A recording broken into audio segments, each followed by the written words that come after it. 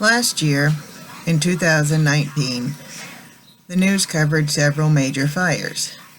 There were fires in the Amazon rainforest, there were fires in Australia, and again, there were fires in California.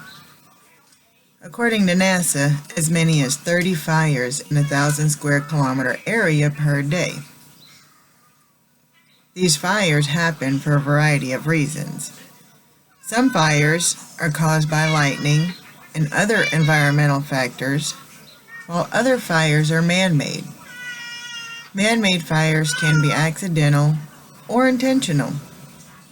Intentional fires are usually controlled and monitored closely by people, but some unfortunately are started in malice. And with so many fires yearly, many people wonder, will the earth run out of oxygen for us to breathe? Seems like a reasonable question, right? Haven't we all been taught our entire lives that oxygen comes from the trees and other plants around us? Well, this is semi-true information. It's also a little bit misleading, and I'd like to explain why. Although forests do produce large amounts of oxygen, it's not a significant ecologic benefit given the global nature of oxygen and the sheer volume of oxygen in the atmosphere. Rainforests are only responsible for roughly 1/3, or about 30% of the Earth's oxygen.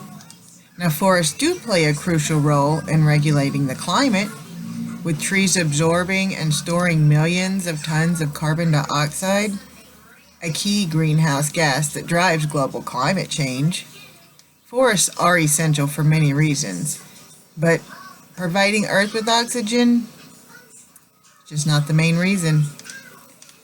So if forests don't provide Earth with breathable oxygen, where does it come from, you might ask?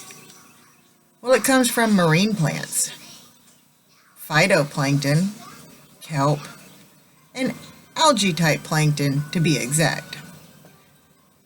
The phytoplankton are similar to terrestrial plants in that they contain chlorophyll and require sunlight in order to live and grow, but most phytoplankton are buoyant and float in the upper part of the ocean, where sunlight penetrates the water. One type of phytoplankton releases countless tons of oxygen into the atmosphere, and scientists believe that phytoplankton contributes between 50 to 85% of the oxygen in the Earth's atmosphere. And they aren't completely sure of the number because it's a tough thing to calculate.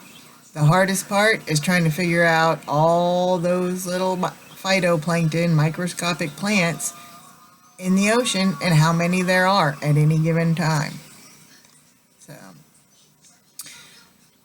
the Earth will never run out of oxygen. About 400 million years ago, scientists say enough oxygen had accumulated in the Earth's atmosphere for the evolution of air-breathing land animals. But free oxygen by itself wasn't enough. Another form of oxygen was also essential. The buildup of a special kind of oxygen at the top of the Earth's atmosphere, and there is where 3 atoms of oxygen bonded together and the ozone formed.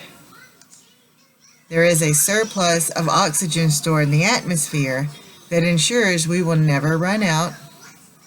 Now, the scientists aren't sure how exactly that surplus of oxygen originated, but several theories point to early forms of algae. They think that as the algae evolved, it began to photosynthesize and deposited the first molecules of oxygen into the atmosphere. But those same scientists aren't sure how those small deposits became this large surplus. But we're sure glad it is.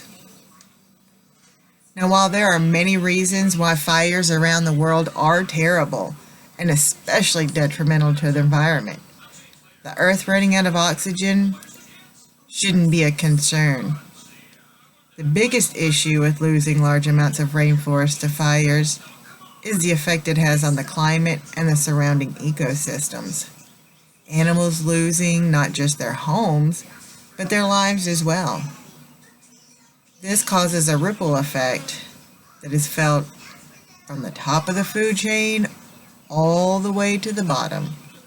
And even though the earth will not run out of oxygen, these forest fires cause a smog in the air that makes seeing hard and breathing just as difficult. Not just for the animals, but for us as well.